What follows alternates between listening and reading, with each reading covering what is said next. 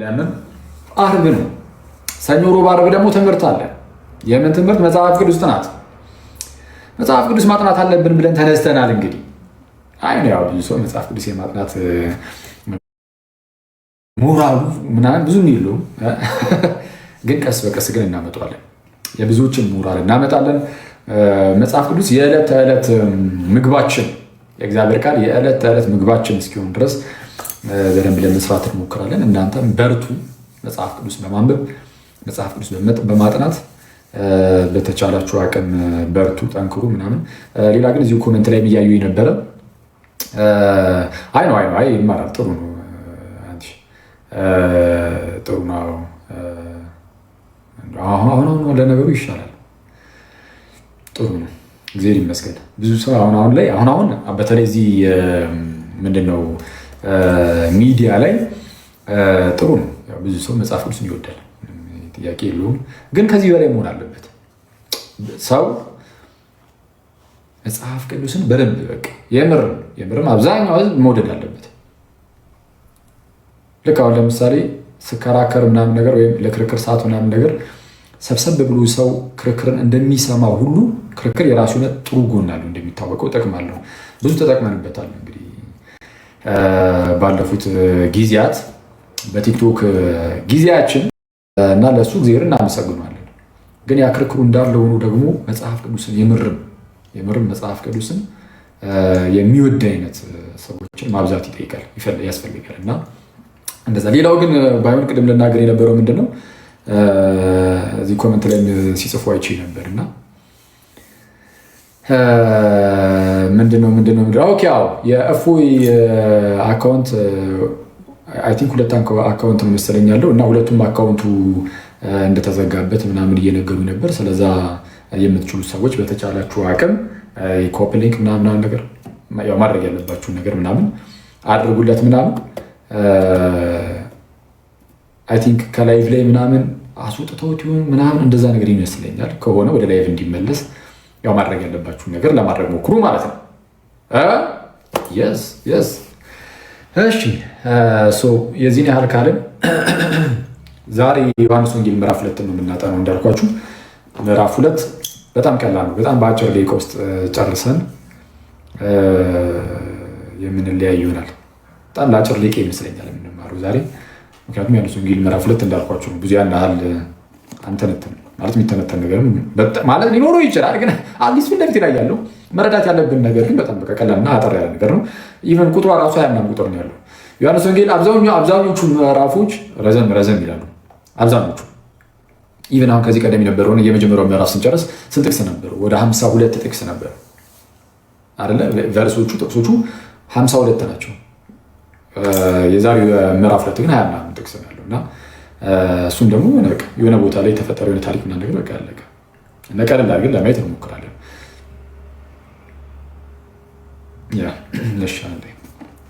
ሁላችሁም መጽሐፍ ቅዱሳችሁን ግለጡ። እኛ እዚህ ጋር ኮመንቷን እናጥፋትና እኔ ምን ውስጥ አንድ ጥያቄ ልጠይቃችሁ። አጠፋው ጥያቄ መጠየቅም አይቻል። እኔ እኮ ምንድነው ፍጥነት? እሺ ይሁን፣ ካረሰውት በኋላ ጠይቃለሁ። ደግሞ መለስ አበራው ደግሞ ወንደሱ ምን አይነት ሀሳብ ተነስቶ ነበረ? ሰኞም ሮብም አርብም የመጽሐፍ ቅዱስ ጥናት እስከሚሆን ሰኞና አርብ የመጽሐፍ ቅዱስ ጥናት ሆኖ ሰኞና አርብ የመጽሐፍ ቅዱስ ጥናት ሆኖ መሀል ላይ ሮብ ኖርማል ሌላ ትምህርት አስተምህሯዊ ጉዳዮች ላይ እንግዲህ የሆነ ኮምፓራቲቭ የሆነ ነገር ሊሆን ይችላል። ማለት ይህ ንጽጽር አይነት ነገር ቅበተ እምነታዊ የሚመስል ነገር ምናምን ሮብን በሳምንት አንድ ቀን አስተምህሯዊ ጉዳይ ቢሆን የሚል ነገር አለ። ጉድፈላ አይቻልም እየጣ አስተምህሩንቱ የሀሳቡን ባለቤት አንደርሰ ይላል። እሺ የሀሳቡ ባለቤት አንተ ነህ። ማንም ሰው የተስማማ አይደለም ወዳጅ። ኢዮባ የሀሳቡ ባለቤት እኔ ነኝ ይላል። ህዝቡ እኮ ነው እያለ እኮ ነው። ኢዮባም ቢሆን የራሱ ጉዳይ እየተባለ እኮ ነው። ይቅርታ አድርግልኝና ማለት ነው።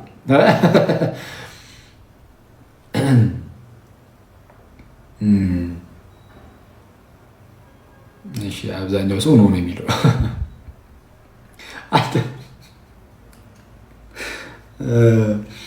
እሺ ወይ አብዛኞቻችሁ ምን ያላችሁት? አይ እንደው አብዛኞቻችሁ ይቅር ብላችኋል። እኔ ግን እውነቱን ለመናገር እዚህ ጋር ሳመጣ እንድትመርጡ ምናምን እድል ሰጥቻችኋለሁ። አይ ነው እስቲ ምረጡ የቱ ይሻላል ምናምን ብዬ እድል ሰጥቻለሁ። እንድትመርጡ እድል ስሰጥ ግን እውነቱን ለመናገር የቴሌግራም ላይ ያሉ ልጆች ያውቁኛል። የምር አሁን የእናንተ ምርጫ ታይቶ ምናምን ከዛ በኋላ እንደዚህ የሚመረጡት በቃ እንደዚህ ሊል ይመስላችኋል? እንደው ማለት ከይቅርታ ጋር ማለት ነው። እና እኛ የምንወስነው ነገር ዲክታተር ነህ ምናምን በጣም አምባገነን ነህ ልትሉ ትችላላችሁ። የተወሰነ ነኝ በዝዙ እና ሳክስ እኮ ነው። እስቲ ምን ይሻላል ምናምን ስል ሳክስ ዋት ከኔ ጋር የሚመሳሰል ነገር ብትሉ ኖሮ በቃ እናንተ ካላችሁማ ወይ በቃ ይሁን እሺ ቢቆ አልፈዋል። የተቃረነ ነገር ግን ከሆነ እስቲ እኔስ አስብበትና አንዱን እናደርጋለን።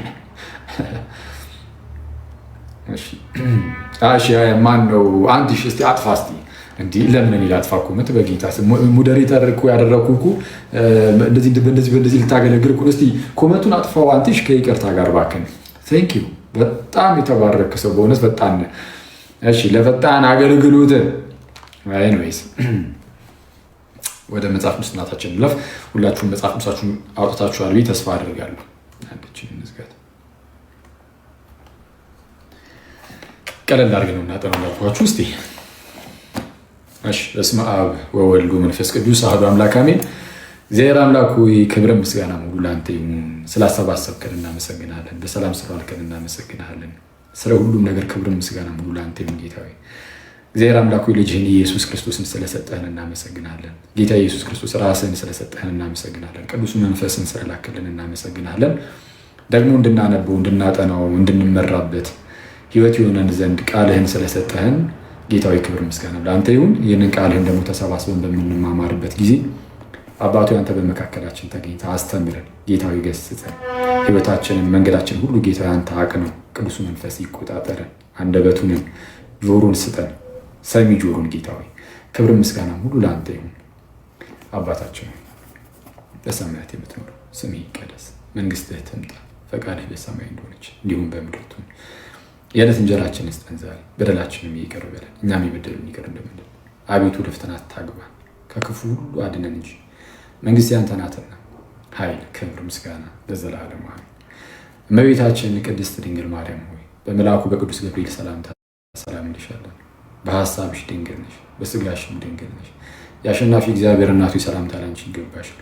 ከሴቶች ሁሉ ተለይተሽ አንቺ የተባረክሽ ነሽ። የማኅፀንሽን ፍሬ ኢየሱስ የተባረከ ነው። ጸጋን የተሞላሽ ቅድስት ሆይ ደስ ይበልሽ። ጸጋን የተሞላሽ ንጽሕት ሆይ ደስ ይበልሽ። ጸጋን የተሞላሽ ክብርት ደስተኛይቱ ሆይ ደስ ይበልሽ። ልዑል እግዚአብሔር ከአንቺ ጋር ነውና ከተወደደው ልጅሽ ከጌታችን ከመድኃኒታችን ከኢየሱስ ክርስቶስ ዘንድ ይቅርታንና ምሕረትን ለምኝልን፣ ኃጢአታችንን ያስተሰርይልን፣ ይደመስልን፣ ይፍቅልን፣ ይረሳልን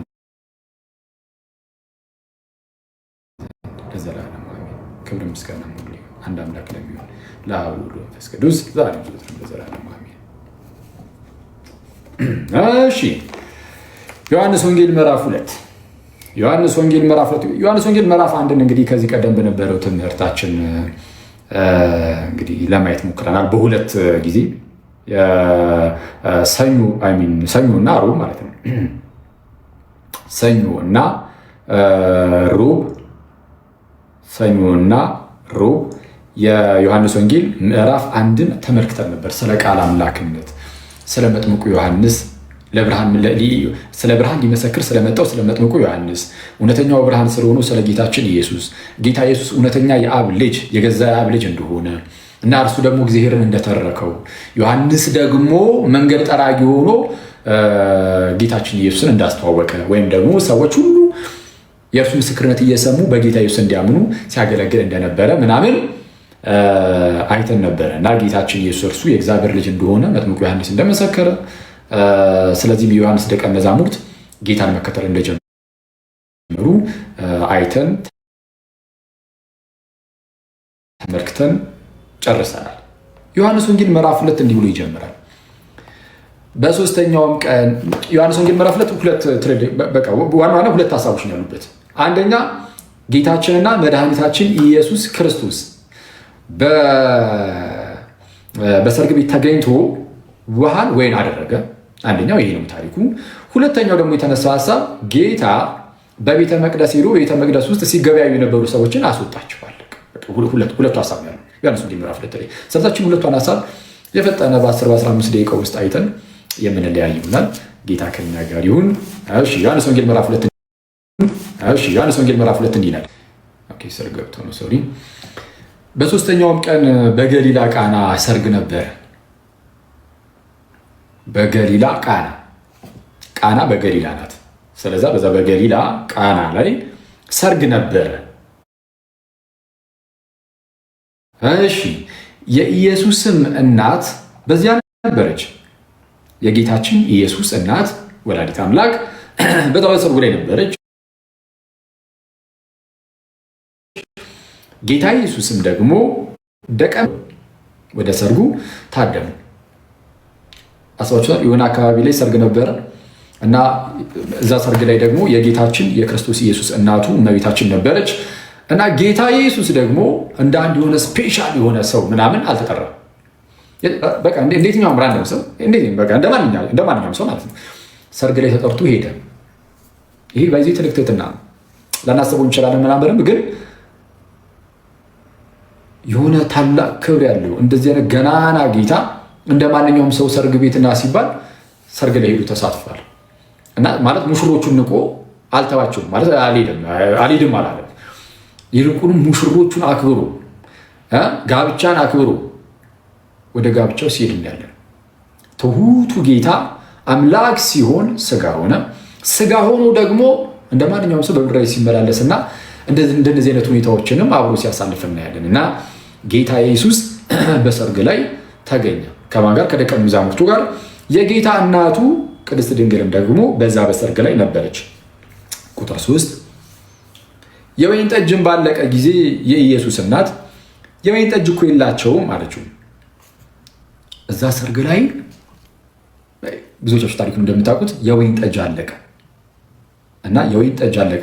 ኢማጂን ሰርግ ላይ ሰው ሰርግ ደግሶ የወይን ጠጅ ሲያልቅበት ማለት ነው። እና ያለቀበት ነገር ቀላል ነገር አይደለም፣ በቃ ትልቅ ነገር ነው። ለዛ ለሰርጉ ጉዳይ ሰርግን የሚያበላሽ ነገር ነው። ታላቅ የሆነውን ቀናቸውን ሊያበላሽ የሚችል ነገር ነው። ሰርጉ ያለ ወይኑ ስለማይሆን ማለት ነው። ብዙ ጊዜ ሰርግ ካለ አብሮ ወይን ይቀርባል። ወይን ይቀርብ ነበርና በአይሁዳውያን ባህል መሰረት ያ ወይን ነው ያለቀው እና ሲያልቅ እመቤታችን እንዲህ ብላ ጠየቀች።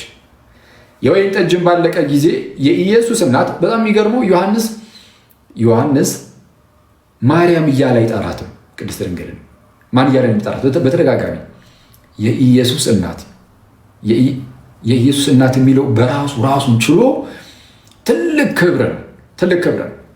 እንዴ ማርያም እያለ አይደለም የሚጠቅሰው።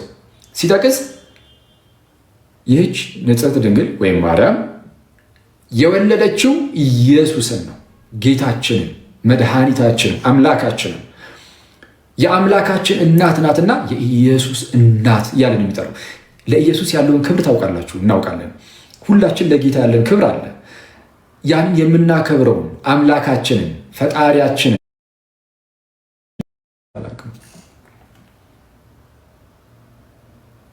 እና የሚደውለውን ሰው አይኑ ባለማወቅ ነው፣ ግን እንቦልከዋለን። ሲሪየስ እና በተደጋጋሚ ስለደወሉ ማለት ነው። እና ምንድን ነው ጌታችን ኢየሱስ በስጋ ሲመጣ ከእመቤታችን ተወልዷል እና እመቤታችንን ሲጠራት ዮሐንስ የኢየሱስ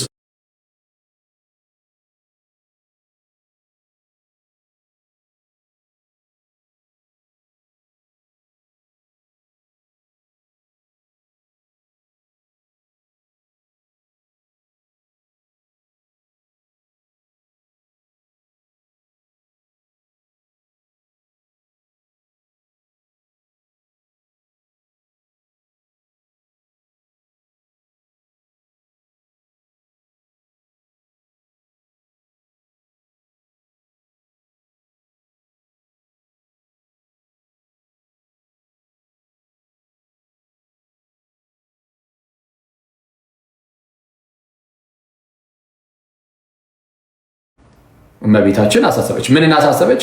የጎደለው ወይን ነበርና ያንን የጎደለውን ደግሞ ልጇ ይሞላው ዘንድ የወይን ጠጅ እኮ የላቸውም ብላ ጠየቀች፣ ለመነች። ስለዚህ የኢየሱስ እናት የሆነ ቦታ ላይ የጎደለ ነገር እንዳለ ካወቀች ያንን የጎደለውን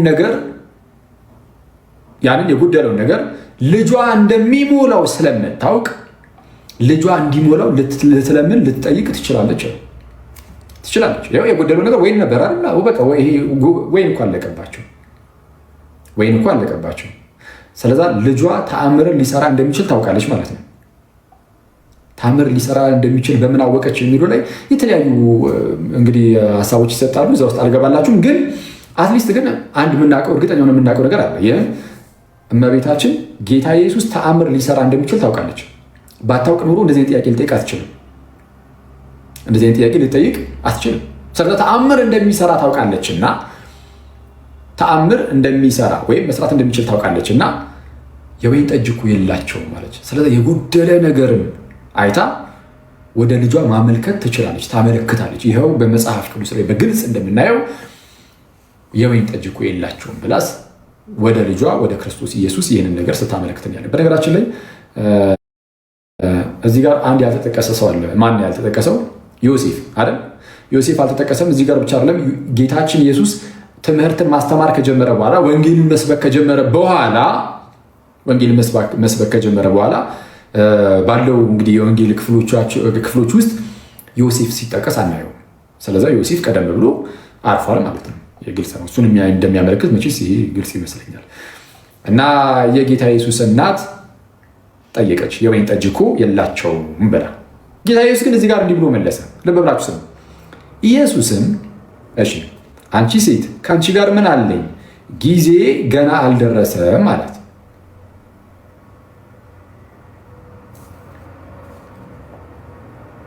ኢየሱስም አንቺ ሴት ከአንቺ ጋር ምን አለኝ? ጊዜ ገና አልደረሰም። ልክ እመቤታችን የወይን ጠጅ እኮ የላቸውም ብላ ስትጠይቀው በሌላ አማርኛ እያለችው ያለችው ምንድነው? በቃ ሙላላቸው ነው፣ ይታወቃል።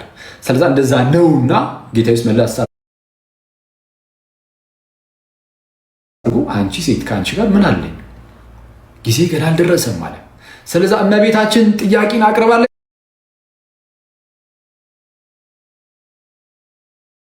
አዎ፣ ግን የጠየቀችው በአደባባይ ጌታችን ኢየሱስ ተአምርን ሰርቶ አያውቅም።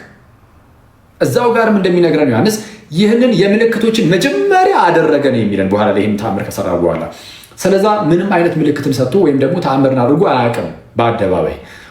ለምሳሌ ከእመቤታችን በድንግልና መወለዱ በራሱ ተአምር፣ ግን በአደባባይ ግን ለፐብሊኩ ህዝቡ በሚያየው መልኩ ተአምርን ሰርቶ እንዲከተሉት አላደረግም፣ በተአምር ማለት ነው። ስለዛ ተአምርን አላደረግም። ጊዜው ደግሞ አይደለም ተአምርን የመስራት ምልክቶችን የማሳየት ጊዜው ገና ነበር። ይህንን ያለው ማን ነው? ራሱ ኢየሱስ። ምን አለ? ጊዜ ገና አልደረሰም። ምን ብላ ስጠይቀው? ወይን እኮ አልቆባችኋል ስትለው። ስለዛ እንደዚህ አይነት ምልክት የማድረግ ጊዜ ገና አልደረሰም። አንቺ ሴት ከአንቺ ጋር ምን አለ? አንቺ ሴት ከአንቺ ጋር ምን አለ? ጊዜ ገና አልደረሰም። ስለዛ አሁን የእመቤታችን ጥያቄ ከጊዜ ውጭ እንደሆነ ወይም ደግሞ ከዛ ፕላን ውጭ አስቀደው ከነበረው ከጊዜው ውጭ የሆነ ጥያቄን እንዳቀረበች በዚህ ማወቅ እንችላለን። እዚህ ላይ ብዙ መተርጉማን በመልኩም ሲተረጉሙ እናያለን። ጌታ ይታዘዛታል ለእመቤታችን። ጌታ ይታዘዛታል ለእመቤታችን። ይታዘዛታል፣ ያው መጽሐፍ ቅዱስ ነግሮናል። ሉቃስ ወንጌል ምዕራፍ 2 ቁጥር 50 ላይ ይታዘዝላቸውም ነበር ይላል። ስለዛ ጌታ ኢየሱስ ለእናቱ ይታዘዝ ነበር ማለት እዛ ሉቃስ ወንጌል ላይ እኮ ልጅ ነበረ የሚል ሰው መቼስ አይኖርም አይደል? አዎ ልጅ እያለ ነው የሚለው እዛ ክፍል ላይ ልጅ እያለ ይታዘዛቸው እንደነበረ ተናግሯል። ይሄ ማለት ግን ትንሽ አደግ ሲል ግን ወይም ደግሞ እንዳሆነኛ ሰው ጎርመስ ሲል ጌታ ኢየሱስ ይቅር ይበለንና እንደዛ ሲሆን ይቅር ምንድን ነው መታዘዝ ያቆማል ማለት ነው? በፍጹም ይህንን እንደዚህ ደፍሮ ሊናገር የሚችል ማንም የለም። ጌታ ኢየሱስ ይታዘዛታል። እናቱ ናት አፍተሩ ያውም ከስሩ ማጠፋ ማለት ነው። ሁሌም አብሮ ናቸው። ሰርግ ቤት አብረው አይተናቸው በኋላ ላይ እናየዋለን። ዝቅ ስንልም ደግሞ ኢቨን ሲወጡም ደግሞ አብረው ሲሄዱ እናያለን። ስለዚህ ይታዘዛታል። ግን ይታዘዛታል ሲባል በስጋ ከእርሷ ተወልዷልና ሰው እንደመሆኑ የሚታዘዛት። ሰው እንደመሆኑ ማለት እርሱ አምላክ ብቻ ሳይሆን ስጋን ይዞ አምላክም ሰውም ነውና ሰው እንደመሆኑ ሰው ሆኗልና ይታዘዝላታል ተብሎ ተነገረ። አምላክ እንደመሆኑ ግን ጋይስ እመቤታችንም ማንም አካልን አያዘው። በማዘዝ ደረጃ ማንም አያዘው። ጌታ ይስም አምላክ እንደመሆኑ ማንም አያዘው። እመቤታችንም አታዘውም። እመቤታችን የስ ለእመቤታችን ታዟል። ሰው እንደመሆኑ ከፍለን አይደለም፣ ግን ክርስቶስ አምላክም ሰውም በተዋህዶ አንድ ጌታ ነው እና ሰው ሆኖ ሲመጣ በስጋ ሲወለድ በስጋ የወለደችውን እናቱን ይታዘዛት ነበር። አምላክ እንደመሆኑ ምልክት ቃል ነው ብለው ብዙ መተርጉማን ያስቀምጣሉ። አዎ አምላክ እንደመሆኑ መታዘዝ የለበትም፣ ግን እስቲል ሰው እንደመሆኑ ግን እናቱ ናትና ይታዘዛታል። እናቱ ናትና ጥያቄዋን ይቀበላል። ስለዛ ቀጣይ ላይ ምን አይነት ነገር እንመለከታለን? እስቲ ቀጣዩን ጥቅስ እንየው። አንቺ ሴት ከአንቺ ጋር ምን አለኝ? ጊዜ ገና አልደረሰም አላት ይልና ቀጣዩ ጥቅስ ምን ይላል? እናቱ እመቤታችን እንደዚህ ሲል እንዲህ ብቻ የሚል ቃል ሰምታ ከልጇ ቀጣዩ ንግግሯ ምን የሚል ነው? እናቱም ለአገልጋዮቹ የሚላችሁን ሁሉ አድርጉ አለቻቸው። አሁን አንቺ ሴት ከአንቺ ጋር ምን አለኝ? ጊዜ ገና አልደረሰም እና ያላት አይደል? ስለዛ በቃ ኖ ይሄ አንቺ የጠየቅሽኝ ነገር አላደርግም አይነት ነገር ከሆነ የእመቤታችን ሪያክሽን ምንድን ነው የሚሆነው? በቃ ችግር የለም ልጄ ቀስ ብለህ በቃ ታደርጋለህ አንተ ደስ ባለህ ጊዜ ምናምን ምናልባትም ይቅርታ እንደዛ ነው አይደል እንጠብቅ የምንችለው። ግን እንደዚህ ብሎ ግን እናቱ የጠየቀችውን ሁሌ ያደርጋልና ጌታ ኢየሱስ እናቱ የጠየቀችውን እምቢ አይልምና ይህንን ደግሞ እመቤታችን ታውቃለችና ቀጠል አድርጋ ምናለች? እናቱም ለአገልጋዮቹ አይሁድም እንደሚያደርጉት የማንጻት ልማድ 6 የድንጋይ ጋኖች በዚያም ተቀምጠው ነበር። እያንዳንዳቸውም 2 ወይም 3 እንስራ ይይዙ ነበር፣ መጠናቸው ማለት ነው። ኢየሱስም ጋኖቹን ውሃ ሙሏቸው አላቸው። እስከ አፋቸውም ሞሏቸው። አሁን ቀድታችሁ ለአሳዳሪው ስጡት አላቸው። ሰጡትም። አሳዳሪውም የወይን ጠጅ የሆነውን ውሃ በቀመሰ ጊዜ ከወዴት እንደመጣ አላወቀም። ውሃውን የቀዱት አገልጋዮቹ ግን ያውቁ ነበር። አሳዳሪውም ሙሽራውን ጠርቶ እንዲህ አሉ። ምን አሉ? ሰው ሁሉ አስቀድሞ መልካሙን የወይን ጠጅ ያቀርባል፣ ከሰከሩም በኋላ መናኛውን። አንተስ መልካሙን የወይን ጠጅ እስካሁን አቆይተሃል አለ። ኢየሱስም ይህን የምልክቶች መጀመሪያ በገሊላ ቃና አደረገ፣ ክብሩንም ገለጠ፣ ደቀ መዛሙርቱን በእርሱ አመኑ። ስለዛ እመቤታችን ያለ ጊዜውን የጠየቀችው አሁን ምክንያቱም ጌታ ኢየሱስ ያለን እንግዲህ ጊዜ ገና አልደረሰም ያለው ራሱ ነው። የሳው ጊዜው ገና ባልደረሰበት ወቅት ላይ ነበር እመቤታችን የጠየቀችው እና እንደዛ ስለጠየቀችው አንቺ ሴት ከአንቺ ጋር ምን አለኝ? ጊዜ ገና አልደረሰም ማለት የንቀት አይደለም፣ የንቀት ንግግር፣ የክፋት ንግግር አይደለም። ጌታ እናቱን ይንቃል ብለን እንደዛ ልንጠረጠር ስለማንችል አዎ ያለ ጊዜ ጠየቅሽኝ እንኳን ጠየቅሽኝ አላለ።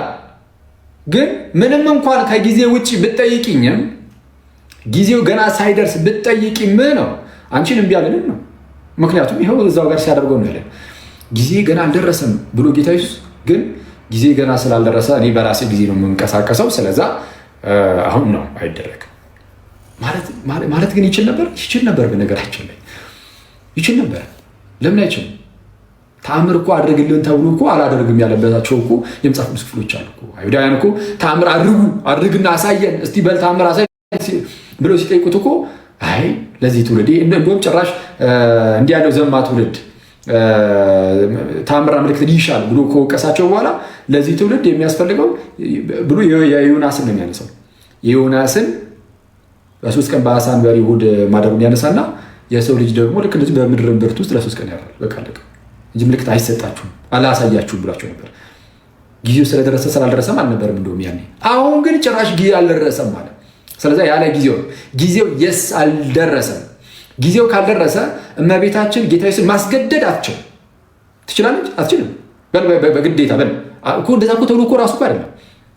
ግን በቃ የእናቱን እምቢ አይልም። የእናቱን ጥያቄ የእናቱን ልመና እምቢ አይልምና እርሱ በፈቀደ ጌታ በፈቀደ ግዴታ የለበትም፣ ግዳጅ የለበትም። ጌታን የሚያስገድደው አካል የለም። ወላዲት አምላክም እንኳን ጌታ ኢየሱስ ግን አታስገድድም። ማስገደዳቸው ኖ ካለ ኖ።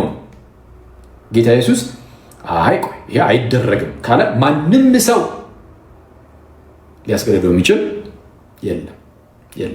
ምክንያቱም እርሱ አንድ ሰው ብቻ አይደለም፣ አምላክም ነው። ገናና ነው ጋይስ። ኃያል አምላክም ሰው ኃያል አምላክ ኖ ካለ የትኛውም ፍጡር ሊያስገድደው አይችልም። እና እመቤታችን ልክ የወይን ጠጅ እኮ አልቆባቸዋል ብላ ስትጠይቀው አንቺ ሴት ከአንቺ ጋር ምን አለኝ? ጊዜ እኮ ገና አልደረሰም አላትና ጊዜ ገና አልደረሰም ካለ በኋላ ስለዚህ ነው አላለም።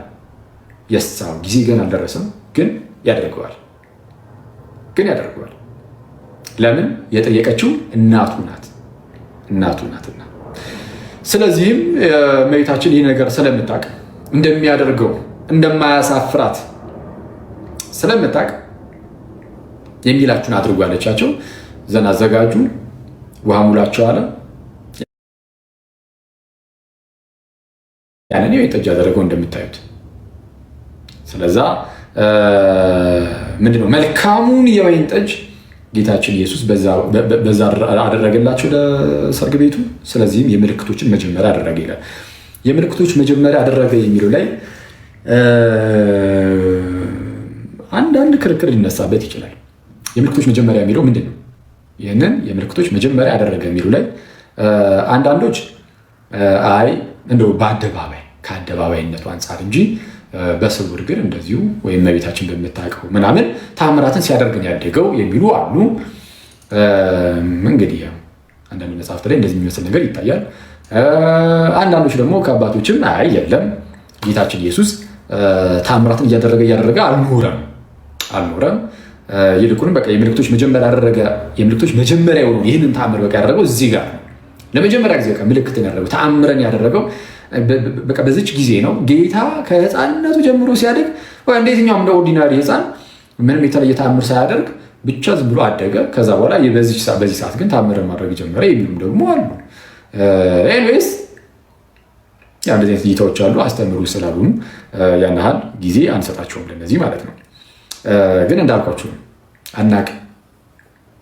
እርግጠኛ ሆነን ማለት ዶግማ አድርገን ሃይማኖት አድርገን የሁለቱንም እይታዎች አንይዝም። የሁለቱንም እይታዎች ሃይማኖት አድርገን አስተምህር ዶግማ አድርገን አንይዝም።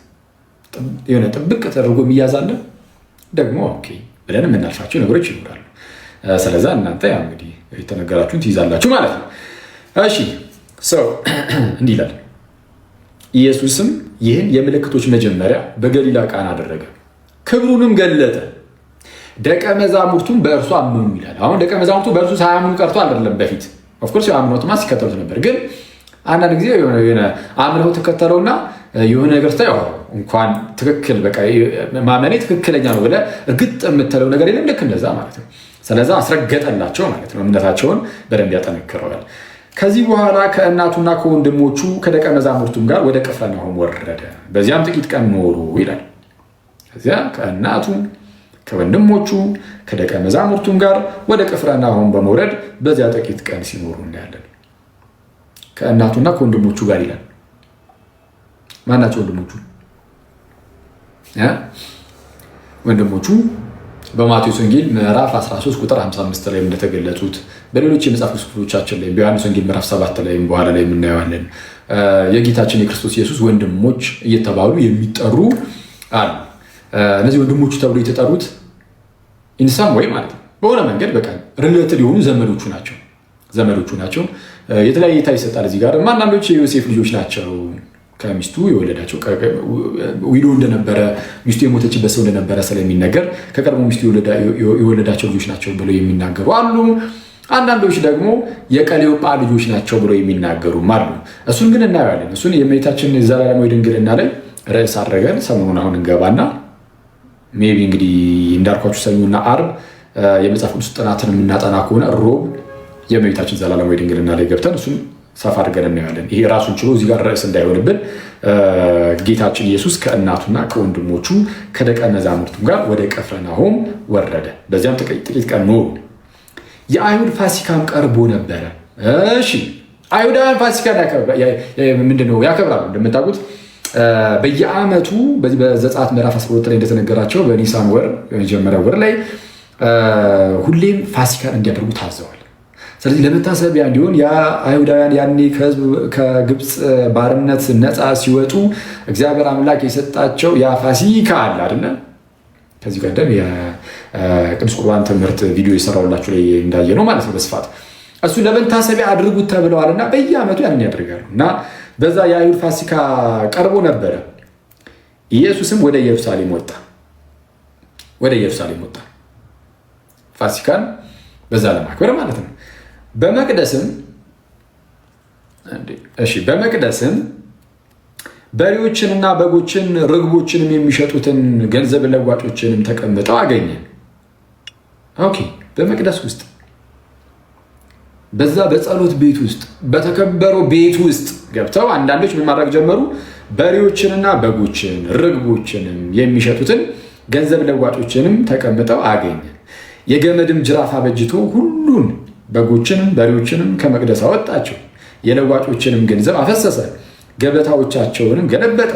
ርግብ ሻጮችንም ይህን ከዚህ ውሰዱ፣ የአባቴን ቤት የንግድ ቤት አታድርጉት አላቸው። የአባቴን ቤት የንግድ ቤት አታድርጉት አላቸው። ደቀ መዛሙርቱም የቤትህ ቅናት ይበላኛል ተብሎ እንደተጻፈ አሰቡ።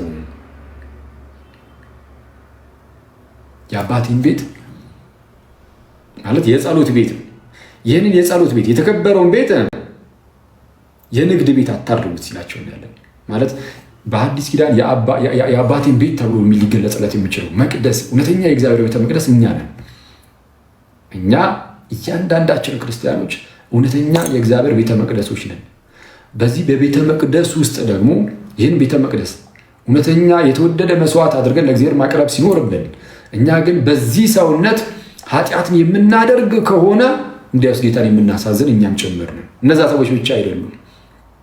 እነዛ ሰዎች ያኔ በአይሁዳውያን ዘንድ በነበረው ቤተ መቅደስ ውስጥ እየገቡ ያንን ታላቅ ክብር ያለውን ቤተ መቅደስ አርክሰው የንግድ ቤት አድርገውታል። ገንዘብ መለዋወጫ ብቻ አድርገውታል። ስለዚህም ጌታችን ኢየሱስ እየገረፈ አስወጣ። አሁን በአዲስ ኪዳን ደግሞ እውነተኛ የእግዚአብሔር ቤተ መቅደስ ቅዱስ ጳውሎስን በቆሮንቶስ መልእክቱ ላይ እንደተናገረው እኛ ነን እና ይህንን የእግዚአብሔርን ቤተ መቅደስ የሚያሳድፍ የሚያቆሽሽ ቢኖር ያኔ ጌታ በእርሱ ደግሞ የሚያዝን ይሆናል። ስለዚህ ይህንን ቤተ መቅደስ ልናከብረው ይገባል። ይህ የመንፈስ ቅዱስ ማደሪያ ነውና ከዚህ ጋር በተያያዘ እንደው ጳውሎስ ምን ብሎ እንደሚናገር እስቲ አብረን እናንብብ።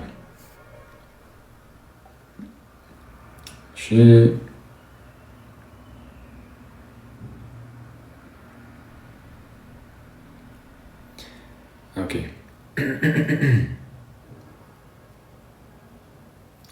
አንደኛ ቆሮንቶስ መልእክት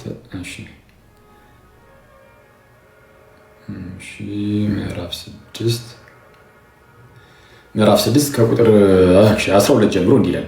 ሁሉ ተፈቅዶልኛል፣ ሁሉ ግን አይጠቅምም። ሁሉ ተፈቅዶልኛል፣ በእኔ ላይ ግን አንድ ነገር እንኳ አይሰለጠንብኝም። መብል ለሆድ ነው፣ ሆድም ለመብል ነው። እግዚአብሔር ግን ይህንም ያንም ያጠፋቸዋል። ስጋ ግን ለጌታ ነው እንጂ ለዝሙት አይደለም። ስጋ ለማን ነው? ለጌታ ነው። ስጋ ለጌታ ነው እንጂ ለምን አይደለም? ለዝሙት አይደለም።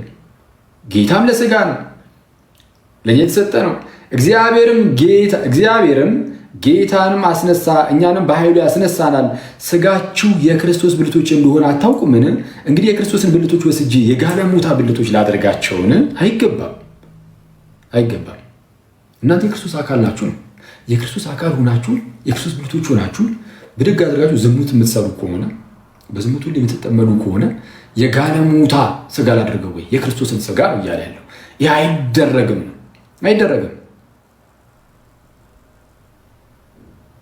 ወይስ ከጋለሞታ ጋር የሚተባበር አንድ ስጋ እንዲሆን አታውቁምን?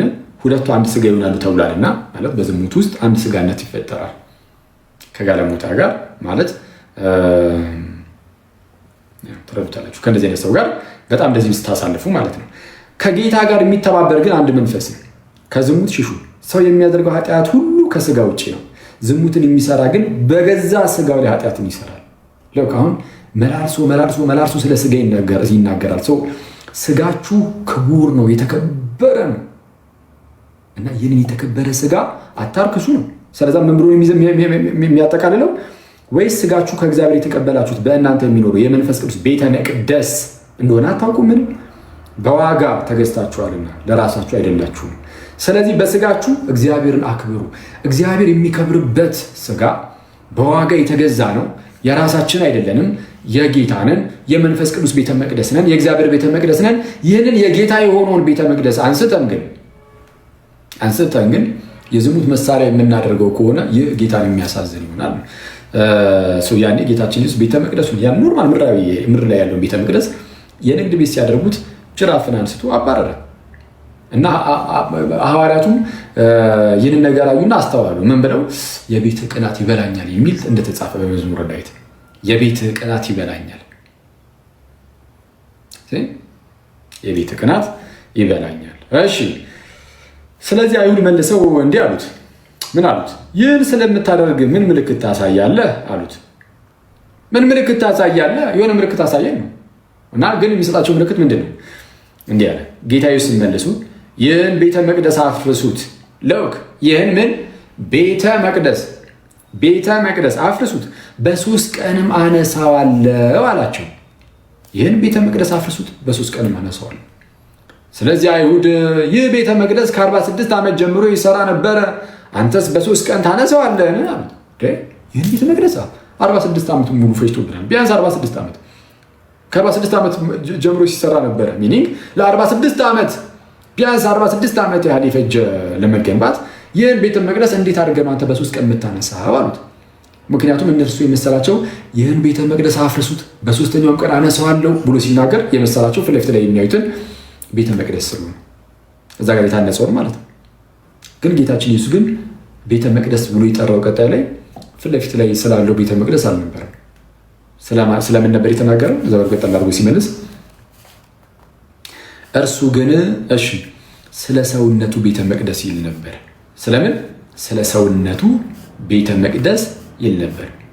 ሰውነቱ ቤተ መቅደስ ብሎ ይጠራዋል። የእኛን ሰውነት ደግሞ ቤተ መቅደስ ብሎ ይጠራዋል። እና በመጽሐፍ ቅዱሳችን አሁን ቀደም እንዳየነው ጳውሎስንም ስለዛ አሁን በአዲስ ኪዳን ሜንሊ ፎከስ ማድረግ ያለብን ስጋችን ላይ ነው። ስጋችን መቀደስ አለበት። በዚህ በስጋችን እግዚአብሔርን ማክበር አለብን። ይህ ስጋ ኦልሬዲ የኛ አይደለም። የኛ ባልሆነ ነገር ላይ ስልጣን እንዳለን ነገር አድርገን እንደፈለገን ልናዛ አይገባም። ትልቁ ቁም ነገር እሱ ነው። ስለዚህ ጌታችን ኢየሱስ እዚህ ጋር ሞትና ትንሣኤውን በትንቢት ተናገረ። በትንቢት መልክ ምን ብሎ ተናገረ? አስቀድሞ ሲናገር ይህን ቤተ መቅደስ አፍርሱት፣ በ3ኛውም ቀን አነሳዋለሁ። እርሱ ግን ስለምን ይናገር ነበር? ስለ ሰውነቱ ቤተ መቅደስ ይል ነበር።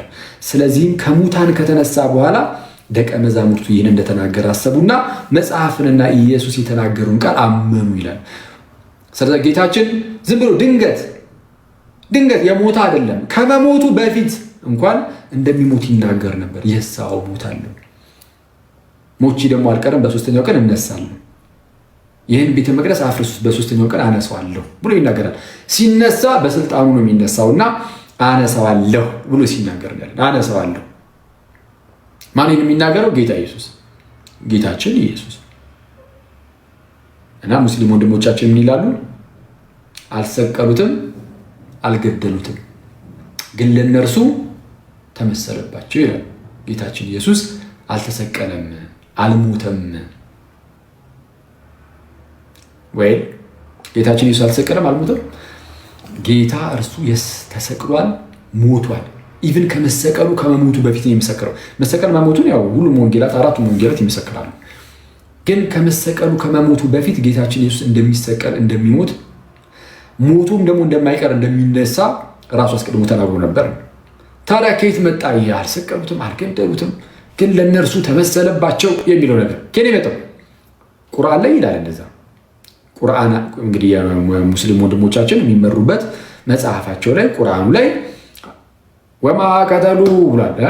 አልሰቀሉትም፣ አልገደሉትም፣ ግን ለእነርሱ ተመሰለባቸው ይላልና ቁርአን። በቃ ጌታችንን አልሰቀሉትም ይላሉ። ይህ ነገር የመጣው ኬት ነው? ከእግዚአብሔር አይደለም፣ ከእግዚአብሔር አይደለም፣ ከአምላካችን አይደለም። ይህ ነገር የመጣው ከነ ባሲሊደስ ነው። ጥንት ላይ አንድ ባሲሊደስ የተባለ መናፍቅ ነበር እና እነ ባሲሊደስ ወይም ዶሴቲክ መናፍቃን አሉ። ማለት ጥንት ላይ ኢየሱስ እውነተኛ ስጋን አልያዘም ብለው የሚያስተምሩ መናፍቃን ተነስተው ነበር። እውነተኛ ስጋን አልያዘም፣ እንደኛ አይነት ስጋን ነው አልያዘም። እርሱ መጣ፣ ስጋን የያዘ መስሎ ታየ። ልክ ስታዩት ፊት ለፊት ላይ የስ እንዲህ አይነት ሰው ይታያል። ግን የምርም ሪል አይደለም። እውነተኛ ስጋ ነው የለውም። የሚራብ የሚጠማ የሚደክም እንዲህ አይነት ስጋ ነው የለውም። ልክ ለምሳሌ መልአክ ለሰዎች ሲገለጥ በሰው አምሳል ይገለጥ የለም? በሰው አምሳል ይገለጣል መልአኩ። ግን የምርም እውነተኛ ስጋ ግን አለው ማለት ነው። የምር ይታመማል፣ ይራባል፣ ይጠማል፣ ይደክማል፣ ያርፋል። ኖ እንዲህ ያለ ነገር በዛ በመልአኩ ላይ አይታዩ። ምንም እንኳን በሰው አምሳል ተገልጦ ቢሆንም ለምንድነው የማይታየው? በሰው አምሳል ተገለጠ እንጂ የምርም እርሱ ሰው አይደለም፣ መልአኩ ማለት ነው። ጌታችን ኢየሱስም ልክ እንደዚሁ ነው ብለው የሚያስተምሩ ጥንት ላይ አንዳንድ መናፍቃን ተነስተው ነበር። የጌታችንን ፍጹም ሰውነት የሚክዱ፣ የክርስቶስን ሰውነቱን የሚክዱ እነ ባሲሊደስ ከነዚህ ውስጥ ዋናዎቹ ናቸው። እና ባሲሊደስ ምን ብሎ ያስተምር ነበር?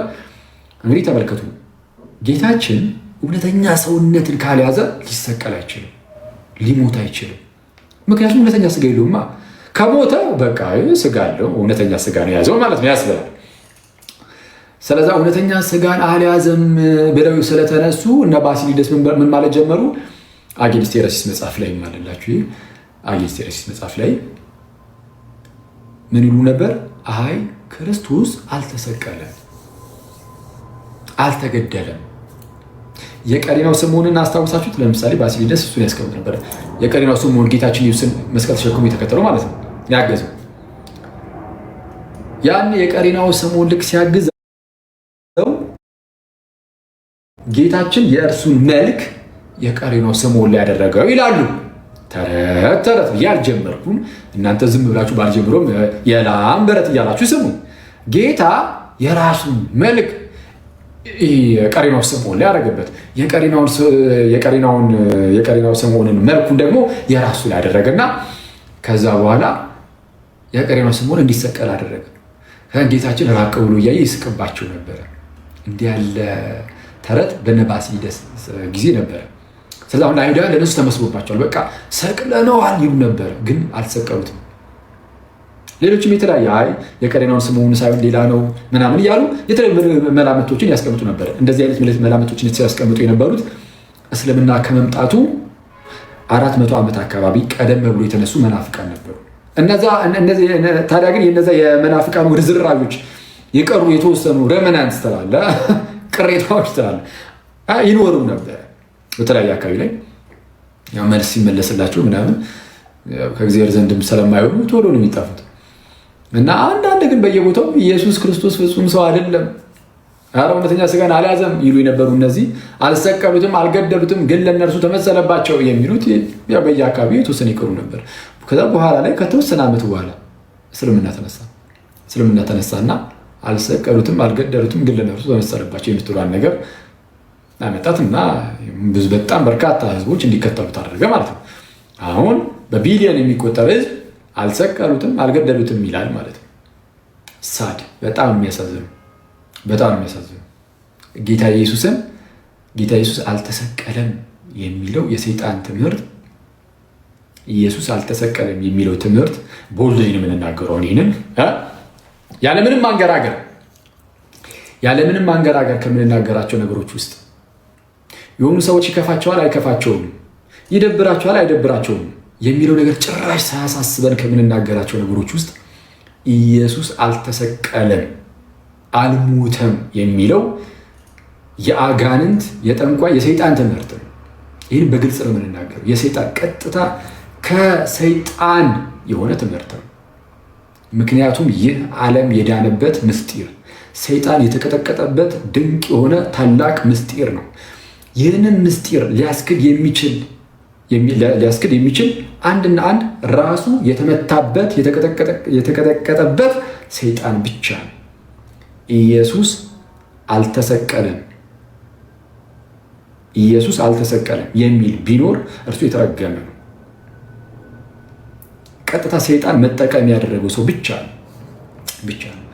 የጌታን ስቅለት በጣም የሚያስገርመው መጽሐፍ ቅዱስ ብቻ አይደለም የሚናገረው፣ ይህን በታሪክ ውስጥ የታመነ ነው። የትኛውም የዘርፉ ምሁራንን ሄዳችሁ ብትጠይቁ ብዙ ጊዜ ሙስሊሞች የሚጠቅሱት አንድ ስኮላር አለ በውጭ ዓለም፣ አግኖስቲክ ነው፣ ወደ ኤቲስትነት ያደላ አግኖስቲክ ባርቴርመን የሚባል ሰው አለና ብዙ ጊዜ እንጠቅሷለን ይላሉ። ኤኒዌይስ ጠቀሱትም አልጠቀሱትም ይህ ባርቴርመን የተባለ ሰው ለክርስትና ብዙ የሚያናጥሩ ምልከታ ያለው ሰው አይደለም። ወይም ደግሞ በሌላ አማርኛ አስቀድሞ በቀድሞ ህይወቱ ፕሮቴስታንት የነበረ ነው። በኋላ ላይ ግን አምላክ መኖር አለመኖሩ እንደው አይታወቅም ብሎ ወደ መካ ሄደ። እናም ክርስትና ላይ በጣም ብዙ ክሪቲሲዝሞችን በመስራት ይታወቃል። እና ክርስትና የሐሰተኛ ሃይማኖት እንደሆነም ለማስረዳት ሲጣጣር እናየዋለን። እና የክርስትናን ጥሩ ነገር ያን ያህል ምንም ግድ ሰጡት አይናገርም። እዚህ ጉዳይ ላይ ግን ሲጠየቅ አንድም የዘርፉ ምሁራን ነው የሚለው እሱ አንድም የዘርፉ ምሁራን ኢየሱስ ክርስቶስ የሚባል በአካል ደረጃ ኢየሱስ የሚባል አካል የስ እንደነበረ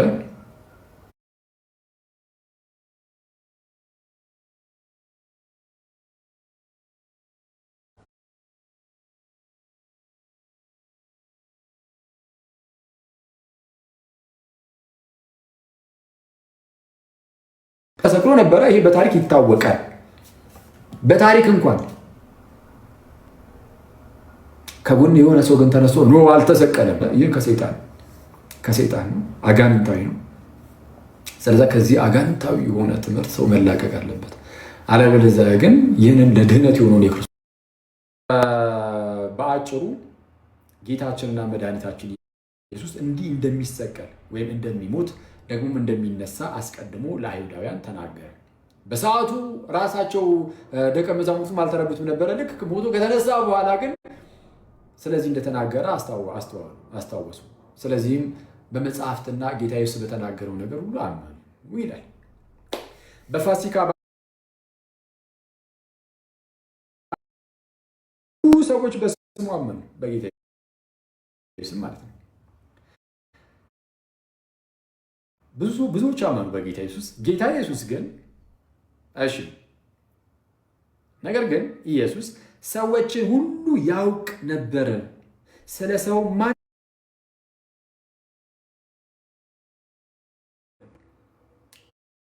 ጌታ ኦምኒሽንት ነው፣ ሁሉን አዋቂ ነው።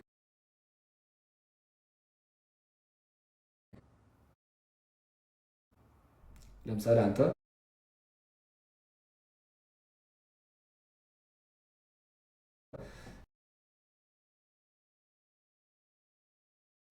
ከሰማው ነገር ሊሆን ይችላል፣ የሆነ ነገር አይተህ ሊሆን ይችላል ምናምን የሆነ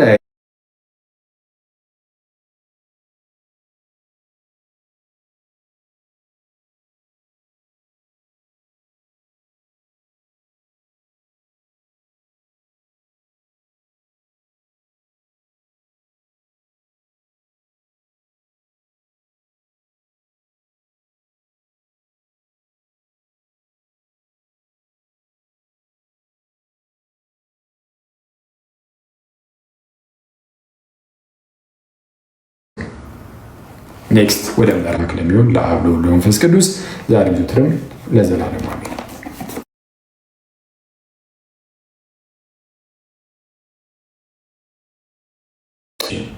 አረ እኔ አልከፍትም። አንትሽ እስቲ ኮሜንቱን ክፈተው። ቴንክ ዩ። አረ አንትሽ የሆነ ነገር ያስፈልጋል በእውነት በጣም ፈጣን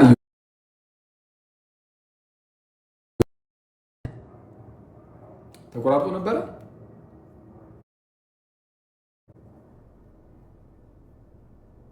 አይ ሳድ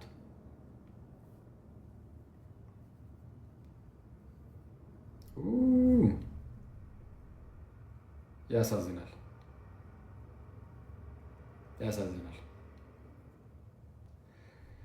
እሺ በቃ እንግዲህ ኔክስት እንመጣ ወይ ዝም ብለን ከለስ አድርገን ስለምናልፍ እንትን እንላለን።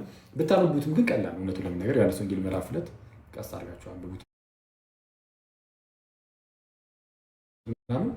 ዮሐንስ ወንጌል ምዕራፍ 2 ላይ ሁለት ሀሳቦችን ያየ ነው እንዳትረሱ። ምንና ምን የሚለውን የሰርግ ቤቱን ጉዳይና ከዛ ደግሞ ቤተ መቅደስ ሰዎችን ምንድነው ነጋዴዎችን እንዳባረረ ቤተ መቅደሱን እንዳጸዳ ሰው የዚህን ያህል ካየን በቂያችን